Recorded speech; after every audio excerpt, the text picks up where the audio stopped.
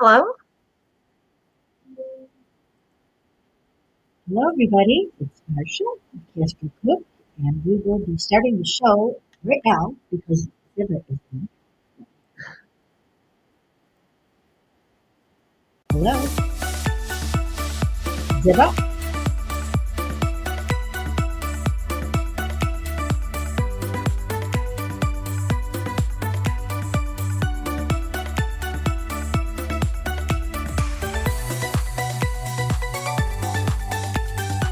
Hi, Ziva. Hi, How are you? I'm doing all right. Just making sure I'm all here. Okay, you can hear me just fine. Yeah, I can hear you. And so we're going to start the show now. And you can back in and shutting off the music. Welcome. How are you? I'm doing all right. I'm doing all right. It's a nice, beautiful, sunny day today. Oh, well, right now I'm looking at snow. Oh boy. And it was raining before, and there was sun this morning. Then it'll be night. This is Chicago. Yep. All right. So Yeah. tell everybody who you are and let's talk about what we're going to talk about marketing 2025. Yeah, I am Ziva Gronostalski. I am the founder and owner of The Raven Word for theravenword.com, and I help authors create their online digital footprint by building websites, helping them with email marketing, or just marketing their own books, which I think is we're going to be mostly talking about today. Yeah. And you also are marketing, you're helping me a lot because I had a website for 20 years with different companies, but the hands on is so much better and you understand what's new. And sometimes the companies, they don't care as much, you know. Yeah. So, but I want you to, all right. So if somebody comes, well, a lot of people ask me, they say, oh, what can I do to start, marketing? And Mhm. it changes one, two, three. But I think a website is number one. So Yeah, absolutely number one. The if you don't have anything else and you're just a brand new author starting out, you want to build your home base on the internet, and your own website is the most secure way you can do that because then you're not bound to any other websites. Um, a lot of folks, if they want to, go for it, they do it on Wix or some other stuff, and those are good options. But I think that the best option is to have your own website, your own domain, because that way you have free, complete creative control over right. what goes on, and you're not restricted if suddenly that site changes or ups their prices or anything. You get to maintain the control of your own stuff. Right. And I think, a lot of people say they don't need one because they're on social media, but you need to land somewhere. Yeah. Yeah, you need a place for all of your links and having a spot where you can have your portfolio of work, all of the links, all of the reviews, everything is very valuable. You want the place that pops up when your fans search your name, that they can find everything that they need in one spot. They don't have to go looking for your social media accounts and posts to try to find, because, I have authors that I really like that I also follow their social media just to say what they say day to day, but I'm not going there to, track down a list of all of their books that they've published. Right. That's on their website. The website has their links and all of Right. the It's like ways people to go say, buy their books.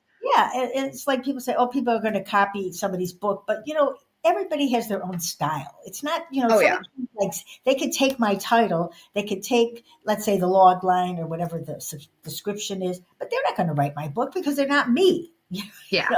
So I mean, that's people can look like, when people, are designers of jewelry, they go to the stores and look at different jewelry. They're not copying.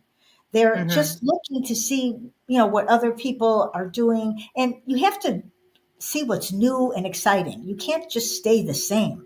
It's true. You even with your own website, you need to give it a fresh coat of paint pretty regularly, or at least be adding things to it, whether you have events or a news or a little blog place.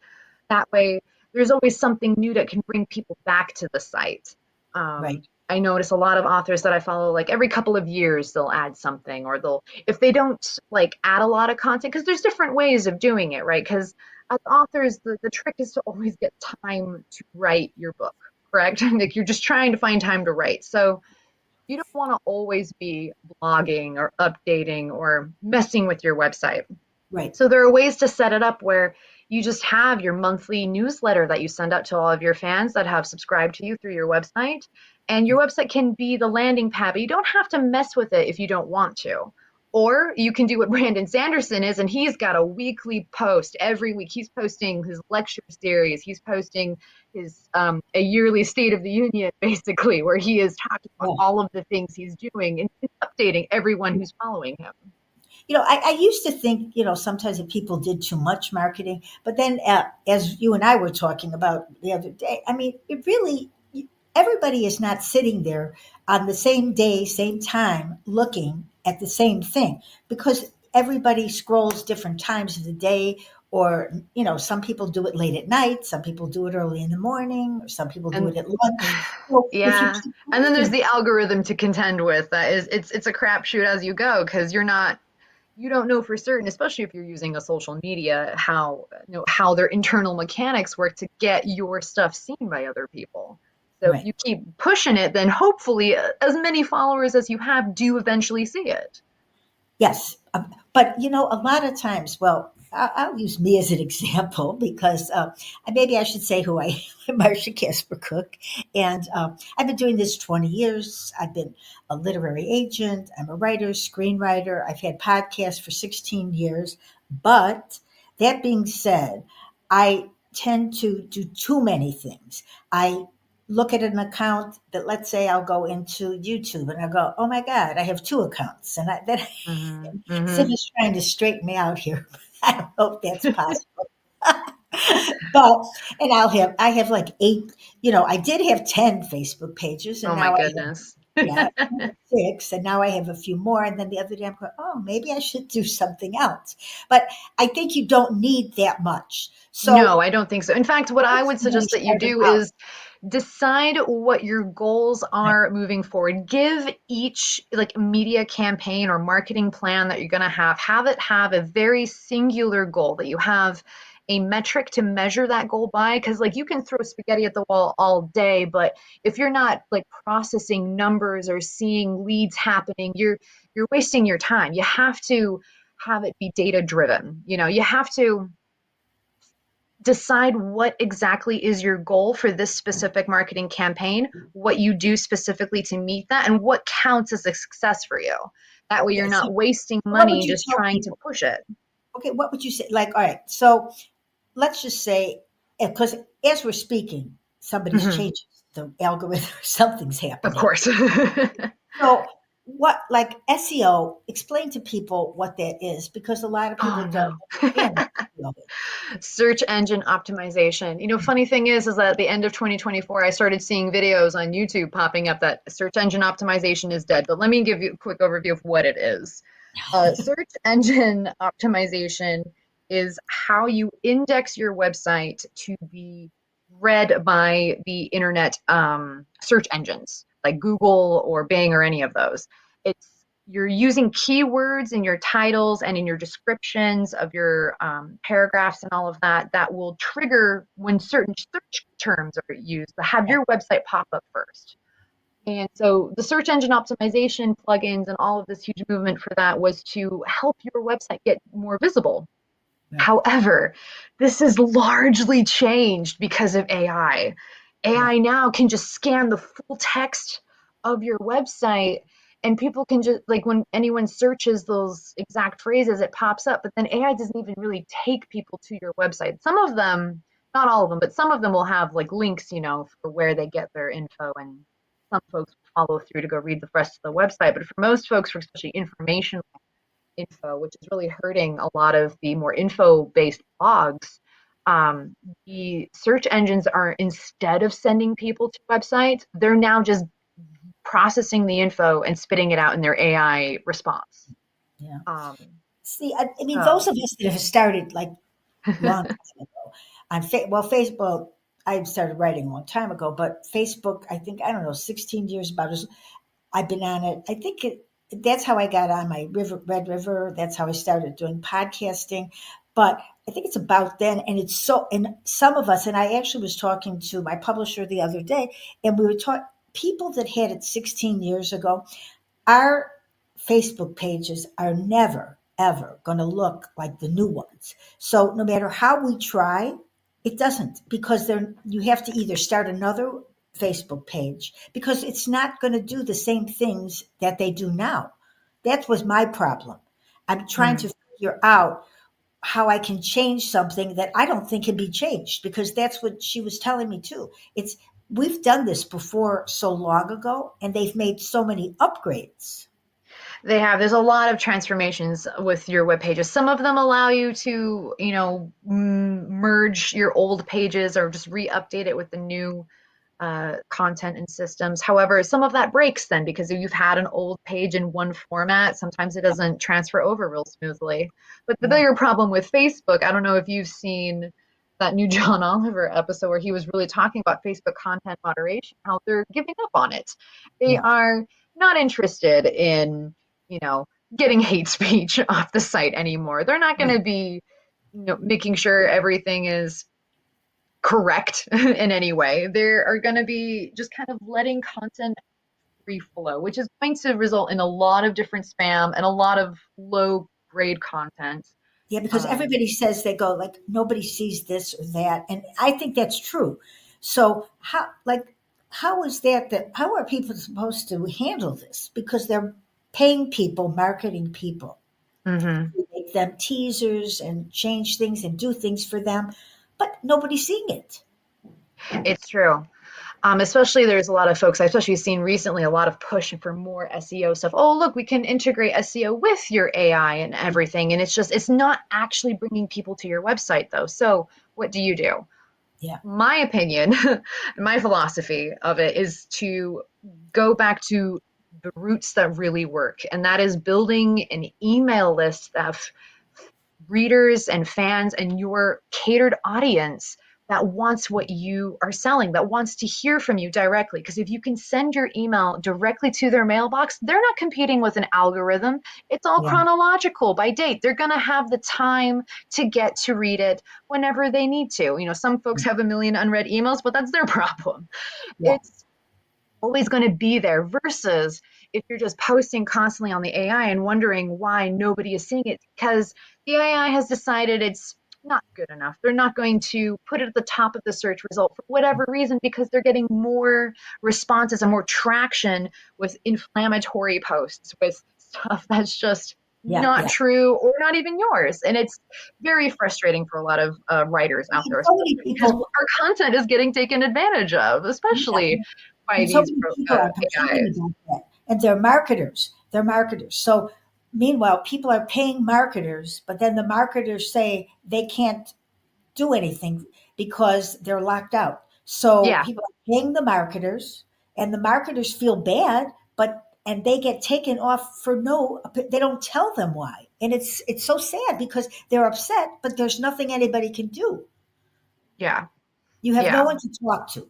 Because once you talk, okay, if you look for something on Facebook, then okay, you read an article. Then it says, was this helpful? And then I go, no.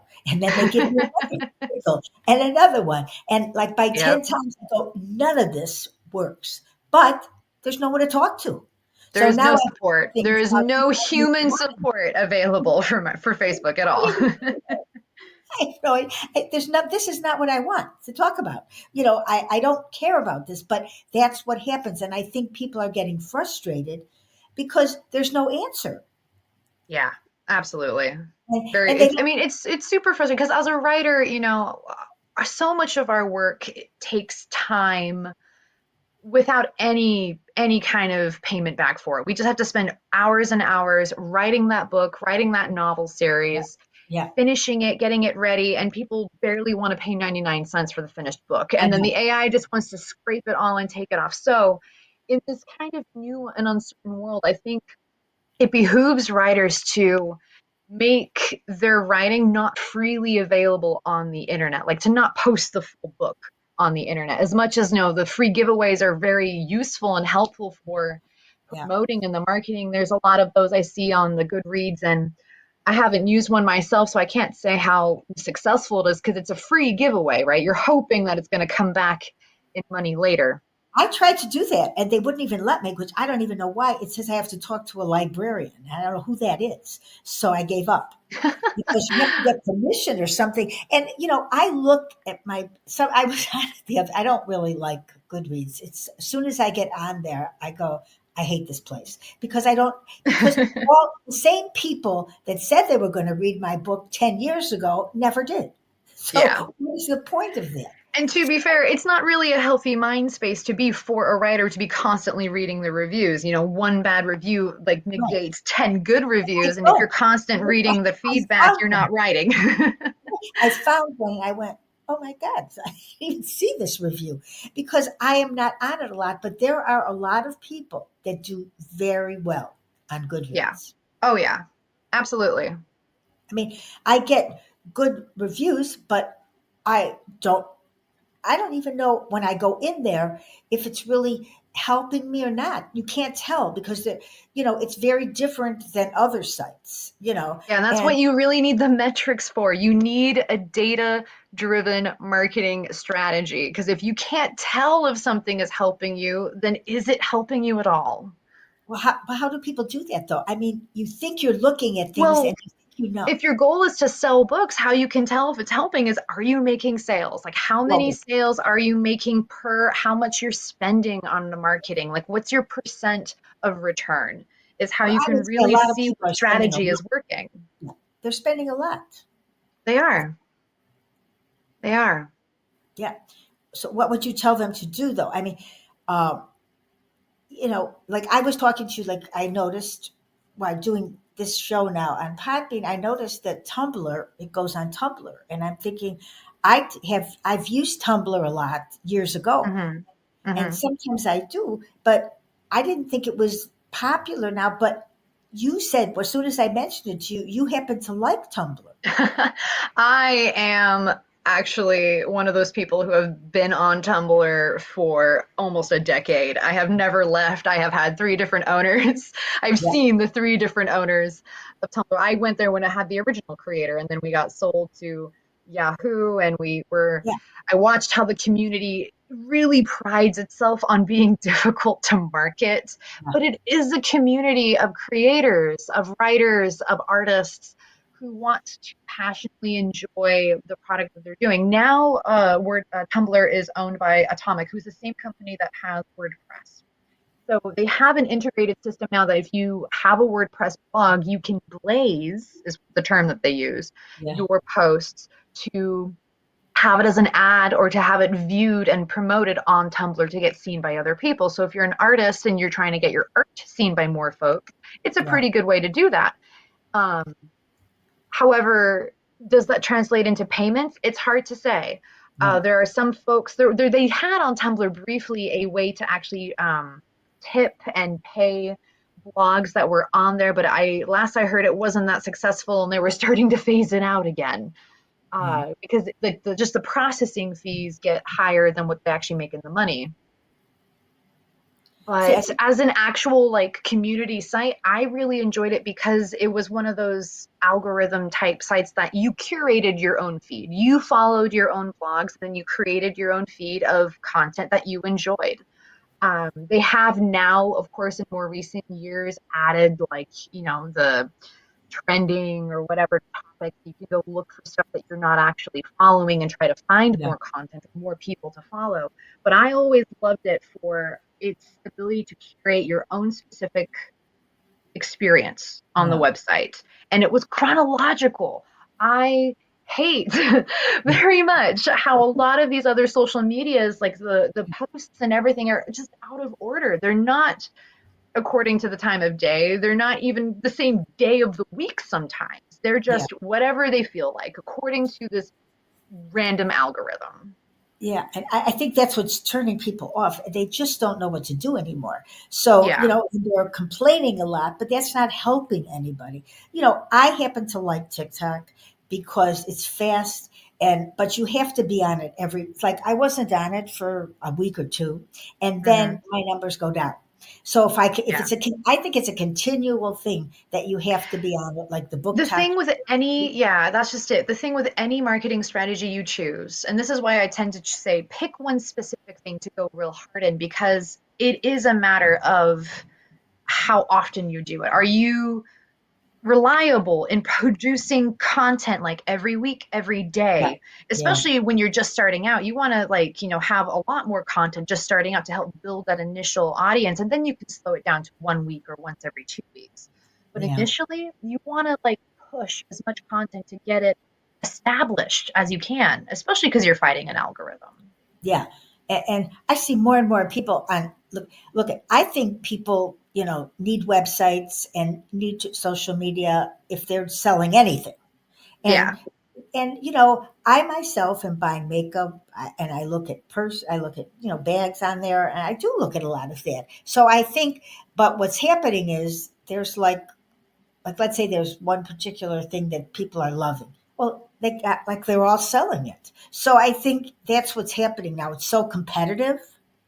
It's very competitive and the market is flooded. It's true. The truth is that out like writers, human writers can't really compete with the Yeah, content generation that's yeah, happening on the internet now. They're calling it a slop. They're actually the word I actually saw the other day for the internet that's currently happening that creators are calling it is called the enshittification yeah. of a ton of content that nobody wants to read. Well, that's the thing. That Yeah. see, that is the thing because, and the other thing, yeah, if you put too much on, then sometimes it doesn't click where you can see the rest of it. I do not know why that is, but that's I what it mean, I is. don't know if there is such a thing as not like too much content because when I look at let's say Brandon Sanderson's like website, he has a tons of content and is adding content every day. He has two whole novels for free available on Yeah, his website and it is working for him very well as a marketing strategy. If you prevent everything to be behind a paywall. Like, how every single magazine these days, every article site wants to force you to pay money to read their articles. Even Substack has a lot of these kind of coming up now. well, I still And get like I buy, I have subscriptions to a lot of oh, magazines. yeah. Oh, Okay, yeah. and the problem with them is that they're all the ads are exactly the same now. So if you get Elle, if you get like, Vogue, if you get Bazaar, you see the same ads. So why do you Mhm. need all of these then? I that's what's happening. There's nothing new and fresh. You see the same jewelry ad, the same bags. So I don't know why everybody seems to be doing that, but I think that's why Well, to I be fair, I mean, most authors aren't going to get an ad in the Vogue. So we have to like go with where our readers are. And that's where I think the big marketing I trick don't for think people know 2025 is where do to you think they find are? where your readers are. Like Well, where your are specific readers. where do you think? It depends on your genre. Book I talk, know. for It's instance, like the TikTok book talk, lots of romance is a yeah, good area to go and to fight in. yeah. They really like, especially the fantasy romance, this Onyx Swing. I can't even remember the name of the book because they're really big on those, and it's clearly working as a marketing strategy to Somewhere, push like when there. I started last year or 2 years ago, like last year or something, looking at TikTok, used to see more people with books, but now I Hmm. see more things that are not books. So I probably have to get back to it because I actually, book, you can have an ad with that, with them, Hmm. but at Book Talk. But I don't know what happened because I only see some people now. So somewhere along the line, they switched something. So I probably have to go back in now and look and see what happened to what I used to see. It's true. The other thing too is that as far as I understand it, your TikTok algorithm changes pretty dramatically to whatever you linger on, like what you're Oh, watching. So if so they you know are, what for I'm doing. instance, prioritizing some Yeah. other kinds of videos and you're not like, Now, as a writer, we're not looking for necessarily books except for like marketing research, right? yeah. And so you have to then put yourself in the shoes of a reader. Like one of the things I really like Okay. is I love Really getting like my that. email from a book club like once a month. I get my email of like all the books that are on sale or some of them are even free, 99 cents to 1.99, right? Yeah. And that's I still keep getting that email because I want to see the blurbs, what's popular, what are the books people are currently pushing because that's a part of the market research So of you think how book to club promote is your good? book. So you think that's good for authors to be on book club? I don't think it hurts. I think at this point you want to be where your readers are, no matter where that is. And for different genres, there might be different spots. For example, I don't think literary fiction is going to be as much on Book Talk, but it might be. Somebody was talking to me about if you have a romance book, okay, like on Mhm, Amazon, there's not that many genres as there were. So if you put yourself in a romance and it's a sweet romance or whatever, if you just put yourself in romance now, it's better, they said, because if you put yourself in sweet romance, it is, and it's really any romance. Anybody that likes romance could read, read it if they love romance writers and the books. mhm, But mhm. so instead of putting like a keyword of sweet romance, you should just leave it as romance because you're losing the rest of the romance readers because they'll think, oh, it's just sweet and it might not be that good of a story and it's not a rom com or whatever, and In that's what's hard.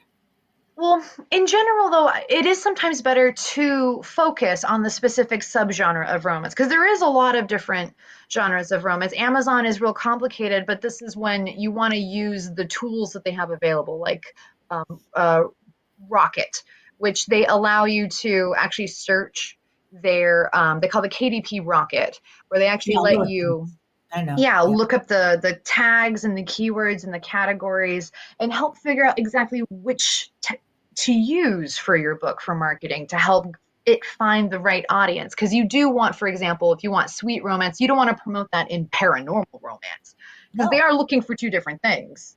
I know. Um, so you have to do that kind of research, and there is like a lot of research that goes into just seeing which tags are not as competitive. There are certain keywords that are a little less amount of people in them, maybe, but it's not as competitive. So your ad is going to get seen by everybody in that tag. And if you're the right genre, you should do pretty well.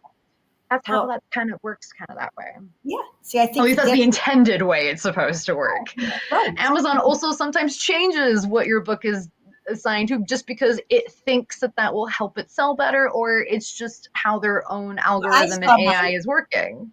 I saw my nonfiction book go into a fiction category that I never put it in. Yeah, but sometimes you have to check those Oh, I regularly and then can't. change it manually if it does something like that. Right. You have to keep changing, and that's the thing. Do. And once I start looking at things, so I think for me, it's like it's almost like a writer's block because you start thinking while you're writing that maybe I should be trying to sell books instead of writing. But I actually believe, after all this time, I always believed it though, but I've just got to say it to people too. Write, write, write I because totally we have agree. spent so much time on this. So, what is simplified that you can say to people out there that are just frustrated and they're Yeah. sick of posting and they want to write? Because I think the more you write, the better it is for you in marketing wise. It is always better to get more books out there. If you have books, you can then promote your backlog, and Yeah, especially series are very popular. But for what authors should do who are very frustrated is I think try not to struggle against the content machinery. Like that is you don't need to be trying to get a post every single week about whatever it is, right? It's yeah, the content drive is, people are looking for different content. They either want your personal thoughts and feelings about some kind of a topic or a discussion, yeah, or, and this is what I personally think is the better move, is to focus on writing and just do a monthly newsletter to your email yeah, list. Let the website catch your audience who are interested in following your work. You want high quality subscribers. You want people who actually will open your email when you send it to them and will pre order the book that you're working on. And so if you want to focus on writing, do that and do like maybe once a month an email newsletter to tell everyone how you're doing, yeah. what books you're working on, how your project is going, when is a pre-order coming up, or the release of your book cover. Like all of these little steps in a book launch, which is part of like establishing a good book launch. See, what happens to a lot of like independent authors is if they do a pre order, Like my publisher has, we discussed this because if you're late, Amazon is not too pleased. Right. And some people, like you almost sometimes think that you're going to be ready, but then life happens and you're not ready. And they're Hmm. not happy then. It's true. If you're going to do a pre-order, you need to make the date that you've said that the pre-order is going to happen on, or you will lose followers. Like you will lose readers. See, that's it. And so I think like also not necessarily everyone should do a pre-order for what your goals are. For Right. pre-order, it really helps to get a huge, bunch of books sold on the day of release. Yeah.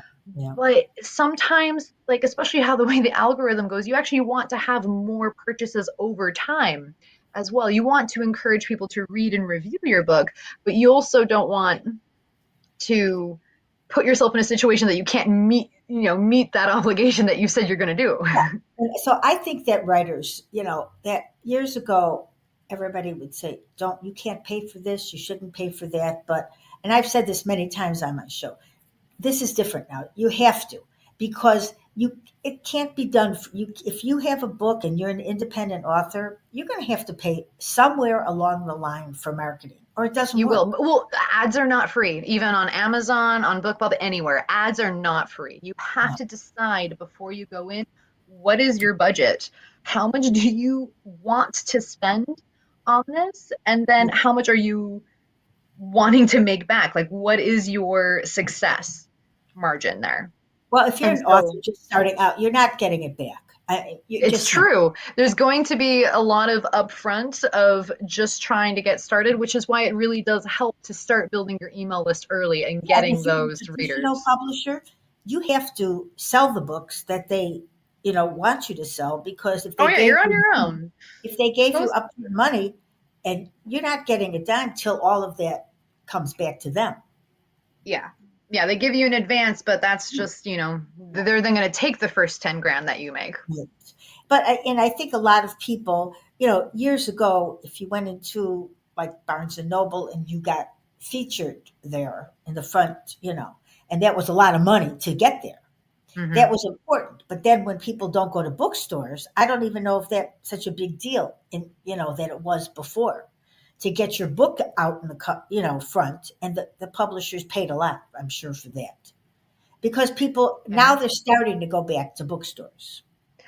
Barnes and Noble is doing all right. Yeah, they're trying different things to get people back. And honestly, I still have a deep appreciation for physical books. I love Yeah. the tactileness of them, but sometimes you also kind of can't buy a million physical books. It's the And tragedy then, of then there's being the a audio reader. book. There's audio. Kindles are convenient, and so Now, it does help to diversify where your book is available, to make it available in you- every form for every kind of reader so that you can sell your book to as many people as possible. right. And I think if you have a book on Amazon and you could go to ACX and get an audiobook and you just a narrator for free because they audition for you. I think it's important. I sell audiobooks. I think I love them and I think people shy away from it, but it's really a good learning tool because while Hmm. I'm listening to, like, let's say I'm blow drying my hair or just we're doing something and I'm listening to that, it helps you somehow just get into the mode of your writing. So I Right. think people should try audiobooks if they haven't, and definitely they should have one made because Absolutely. ACX gives you free codes and you can make some more money than you can on Amazon books And there's a because lot of folks who are just in their commute, in their cars, who are listening to yeah, audiobooks or podcasts. I have a friend, she only listens to audiobooks. So audiobooks are absolutely a really good way to get your book out there. yeah, yeah, I think so. And I love them. And I think I was listening to somebody, they talk about it that kids, if your children don't like to read, if maybe better for them if they could at least hear it in an audiobook. Yeah. Uh, I think kids like audiobooks, but I don't think a lot of parents, it's never been a topic that a lot of my authors and people that have been on the show care about as much as I do. I love it. I definitely grew up listening to quite a few audiobooks. Yeah, I would ask my mom for like the new Harry Potter audiobook when it came out, or I listened to the Percy Jackson like audiobooks. yeah. Um, and I really enjoyed it because like I would read the physical book and then read the audiobook. So there would be the two different ways of hearing the story. Yeah, we used to do that a lot. On Virginia and I, we had World of Ink. That's what we did. We had a show for children, but where somebody would read the books, and it was good. Sometimes the author, and it was really good. But things have changed so much over the last 16 years that I've been doing this. So I Hmm. think and now there's so many people doing podcasts. I Oh mean, my goodness. There's a lot of people doing I podcasts and more 'cause people every day. yeah, I did a podcast where people go like, "What is that?" And I would go, "Well, it's like the radio." But Hmm. and I guess, Yeah. and my shows was live, which is now live too. I'm doing it live right now because I don't go back and edit. But I don't know. I mean, to me, people are, I'm sure in a few years something else will change. But I Yeah. think for now, I think writers need to write, but they also have to market. So, what other things can you do for them? Because you're helping me. I mean, what can you do for an author that's just starting out? And a lot of authors, they don't want to pay a lot of money, and you're not, you do a great Yeah. job, and you're not as I could expensive. be charging more for what I'm doing. It is No, true. I try to keep it pretty reasonable. I charge $50 an hour, not including, fees or renewal fees for like hosting and domain and everything like that. But for just like work, emailing, discussing, right, creating a marketing plan. For a right, new author, my advice is to start by making your website. Get a yeah, website designed with, just the bare minimum of what you need, and then set it up to start collecting the emails. yeah, And there are different ways to try to encourage people to sign up. A lot of people like for getting folks to sign up initially, especially if you're a brand new author and you don't have a book finished yet, or you're just starting to get yeah. that book out there, you need to figure out a different way to get them to sign up to your email list. And that Right. might I be think, by offering a free short story when they sign up. They sign up for the email, and the free short story ends up in their email box. And then mhm, they feel, okay, every month I'm going to get one new little short story. And then when the book comes out, I'm going to get all the info that comes along with that. That way your audience can start buying and helping support you. yeah, Um, my advice is to authors is to think about the marketing for your book before it's even finished. If you can, think about the marketing of your book before you begin. Do a little market research yeah, on your genre, on the themes of the book, what is selling, like what other books in this kind of genre that are similar enough, and what are they doing well, and what are books that are not doing well? Because there are some books that are just so niche that you're going to have a really difficult time marketing it, even if, oh, yeah, it's an important story and you want to get it out there. And sometimes it doesn't matter how many people buy it. You just want to have the book out in print. And that's okay. That's if that is the goal, yeah. I can make that happen. But if you also want, I want this book to sell 100 copies in its first week, well, then we got to really talk about what is the book? What is your marketing plan? What genres and tricks of the trade can we do to garner interest from readers to Well, I read your think book? that's why I think like someone like you comes in handy for people because if you start looking up for a subject, you Hmm. will you will be overwhelmed and say, "Oh, Absolutely. and that's what happens because, and then the other side of it is you will end up spending so much money because people are so expensive. This is why I've spent all these years since I was an agent trying to explain to people that you do not have to spend $10,000 to get a book out. Absolutely not. You don't. But, Like but $10,000. they've come to me too late because Hmm. it's too late and they don't there it's so much easier than it was 20 years ago. It's much It's easier. absolutely, technically speaking, all of the tools that you need to self publish a book are Right, available to you on the internet. You can use Grammarly to do minor grammar edits. You can do a whole ton of stuff with very little investment, but it is always better to pay for the nice custom book cover that is Yeah. beautiful and matches your story. It is a little bit better to pay for an editor to Yes. take another look with human eyes at your story and make sure the grammar all makes sense and it's understandable and clear. To catch the one little the one little misspelling or comma that doesn't need to be there that everybody else just misses. It's easy to get that kind of blindness on your own manuscript, and Right. having another set of eyes is very valuable. But Um, but one of the things is just I like the word independent author better yeah. because from years ago, it's like self-published. People would say like, "Oh," and people actually did this. They glued pages together. I mean, they did. Oh my.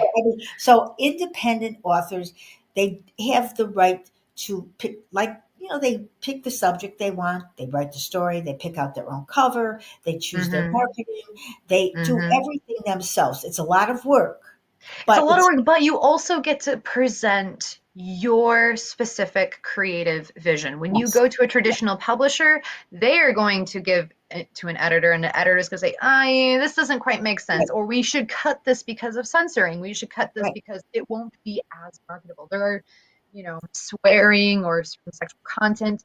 Yes, it's going to, maybe it's important for the story, but a big publisher is going to go, but it's not good for wide market appeal. right. So if you do it as an independent publisher, you get to write the book as you want it to be, as it used to be, even. I know. In the past, writers kind of got to push their own work. If Um, you look at older books like from the past, mhm. a lot of them would never get published now. Oh, Not absolutely not. I, not a chance. But that's the thing. So I think my thing for people is that I've always wanted people to keep writing. So even if they get a bad review or people don't like your Mhm. cover, they don't like this, try to be your own person and think about it. Like if a lot of people say your cover's really bad, maybe think about making a change. Yeah.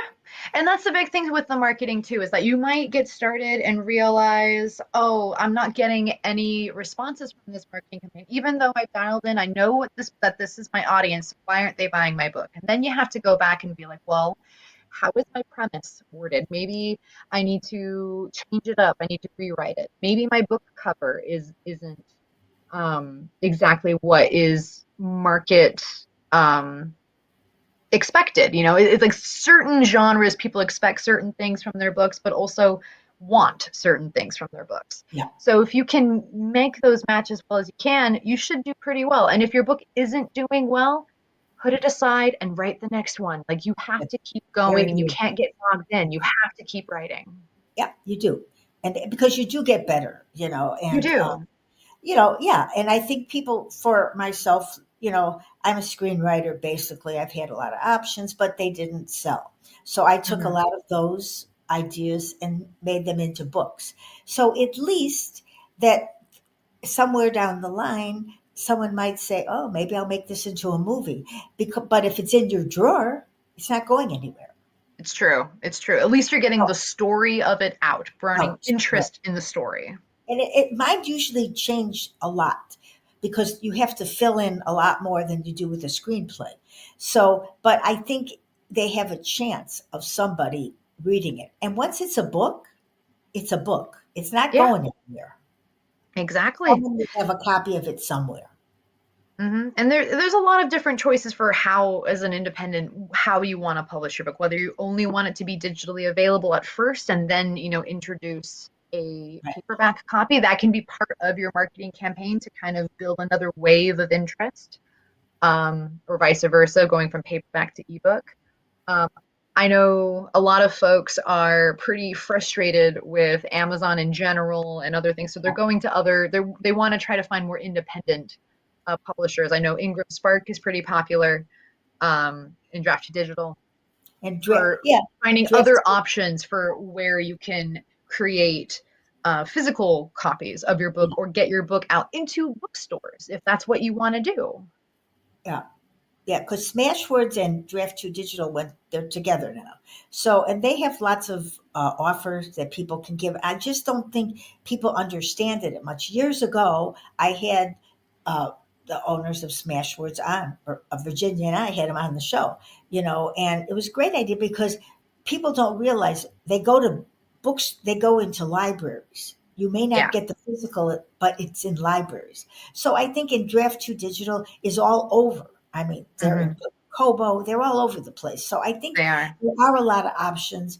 I go back and forth myself with this. Should I stay on Amazon? Should I move on? So this time I think I'll go wide again. I don't know. You got to keep trying what you think is It's best. true. You got to keep trying. And some genres are better wide than others, especially Yes.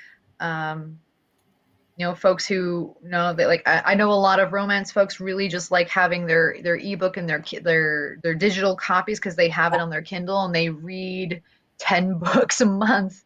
And Yeah. then there's the folks who, no, I really just want a physical book to put on my shelf. Yeah. And I sometimes, yeah, I've listened to my own books. I'm not the narrator. So I learn a lot when I listen to my own books. Hmm. Because Oh sometimes yeah. I feel like, where was I when I wrote this? It's like I'm listening to somebody else. It's not like I'm listening to mine because it sounds, so I encourage people to just try to listen to audiobooks. It's a great experience. It really is. Hmm. But I Hmm. want to talk about another thing. So, do you want to tell everybody how they can find you? And Oh uh, yeah. because we didn't do that. So, I we're did mention it a little briefly. I have a website. It's called theravenword.com. The is part of the handle, and I have on there everything that I can help. Mostly is the web design and email marketing and helping you get published. I provide assistance, especially for most of my clients are seniors and folks who are struggling in this digital age with yeah, massive changes, the changes in AI, and there is also just the headache of not wanting to deal with it and focus on writing. And that's where I come in. So visit my website. You can also send me I an would you email at always. I'm official going to at put it out. theravenword.com. Yeah, I'll put it out when I do the description over again to other Hmm. sites.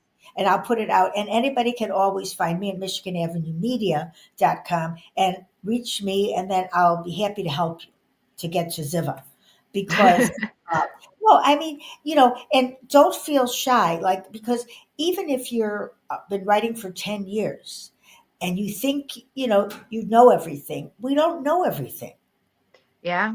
You got to keep And learning new things, exactly. And and whether you have no website at all and you want to create one from scratch, or if you have an existing website that you haven't updated in 5 years, I can help. I can put a fresh coat of paint on that yeah, website. I can help you get set up collecting emails and figuring out. I can help you design a marketing plan. I actually recently added on my website that I am now offering a actual marketing plan design where yeah. as a flat fee, where we can actually discuss first for an hour-long consultation about the genre and the target audience for a book, and then I will write up a PDF and send it to you detailing the plan of action for your book, Right. of what we're going on.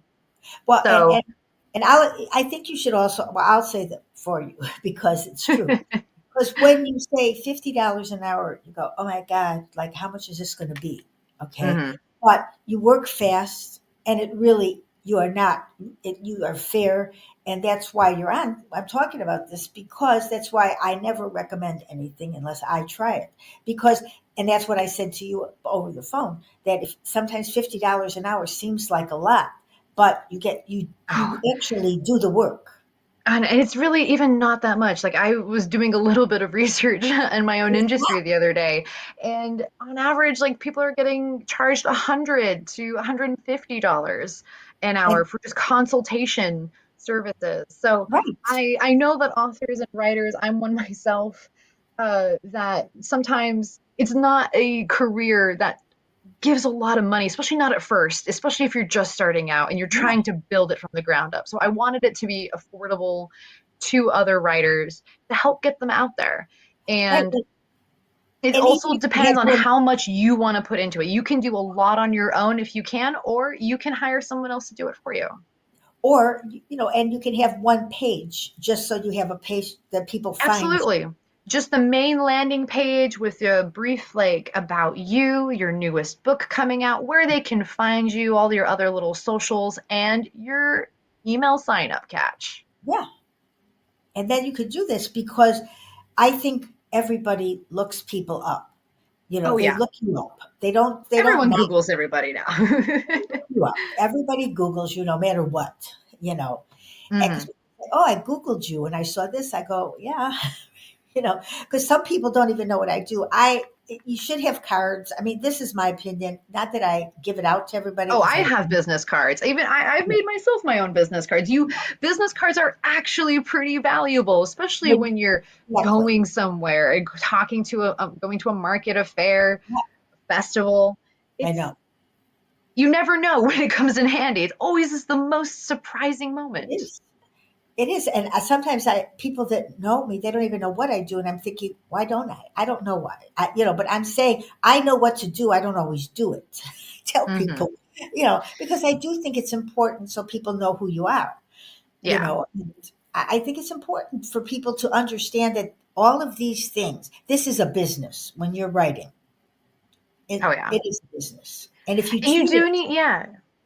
Yeah, if you treat it like a business and you look at it from a business, before you begin, you need to do a little bit of market research and a little bit of market testing to see where your niche is. It is better to figure out exactly your audience ahead of time to see if it's a profitable audience. Like, some sports stuff, they are so small and niche that it's not going to be as big unless you are a really successful sports player and you're writing your own memoir. But if you're and just a casual player, it is difficult to break into that. And I should add that I have a lot of shows that I've done in the past, and they're all on iHeart, they're on Spotify, they're all over the place. So there are so many writers that I've had on the show over all these years. There were 900 shows I mean, that Yeah. I transferred, but Virginia was on them, Fran Lewis, a lot of people were on them at those years, a lot of years. So, but there are so many shows that they can listen to that if you want any advice on things, because I mostly we talk about writing, so you'll find some Hmm. information, and it's always great to talk to other writers. We understand each other. Oh, yeah.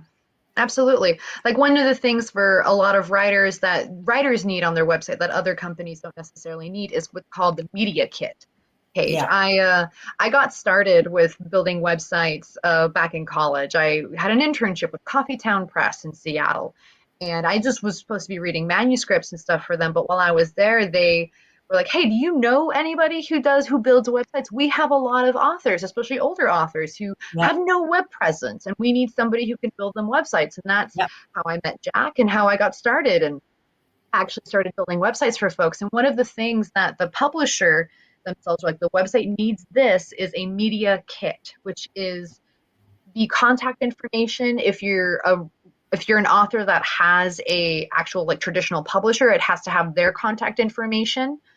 Or if you're an independent publisher, where can people contact you if they want to bulk buy your books, or like to stock a small private bookstore? Where can they contact you, or how can they contact you to make a public interview? Can they have you on a podcast? How do they get in touch with you to do that? Do you have a author photo available as part of your media kit that they can, if they take an interview, they have all of the information already there provided in a nice little PDF that they can then use to promote you on their end.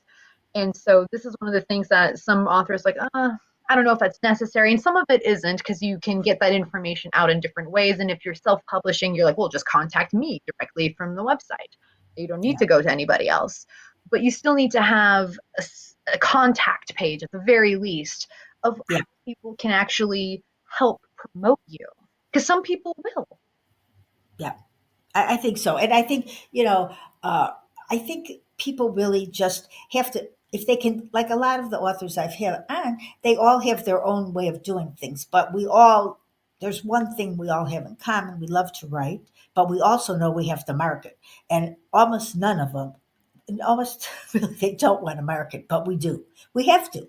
you We know. have to. We don't really want to, but we do need to in order to get our books out there and seen, especially in, the climate. I expect that physical book fairs for writers and authors might get more popular because it is the one space that Yeah, everyone knows, especially readers know, especially if a reader who is trying really hard to avoid AI and to actually support their local authors, yeah, they're going to go to where their local authors are, or to the writing conventions and festivals to find yeah. their the table where their author is and signing books. I think that that might actually make a comeback this year. I think things are changing as we speak, and I think that all of the things that you've said today, I'm so glad you came on because we just incorporated, everything that they need to know, and they won't be overwhelmed. I hope not. Because it is overwhelmed. But if you are, contact me. Let me know. I can help. Let me know, and I'll get you to Ziva. And if you want to be on a show, just let me know. Uh, because I do a show every week, but I could do extras also. And if you feel like you don't want to be on alone, I I mostly used, well, for years I did like a lot of people at one time. So I can always do that if you don't want to be on a show alone. So Mhm. don't worry about it. If I have three or four people that, you won't feel as, because I remember the first time I was on a show, it was very scary and I never forgot it. So there's ways for you to get on a podcast where you won't be afraid. Yeah. Just contact me and I'll have others with you so you can just get yourself out there. And most of all the guests that you'll probably be hearing for the next year are people I've had on before because they like being on the show. We have a good time. And Ziva, I really appreciate you coming on and Oh, thank you explaining. for having me. And so thank you all for listening and have a great day. Bye. Bye. Thank you. Thank you. Bye bye.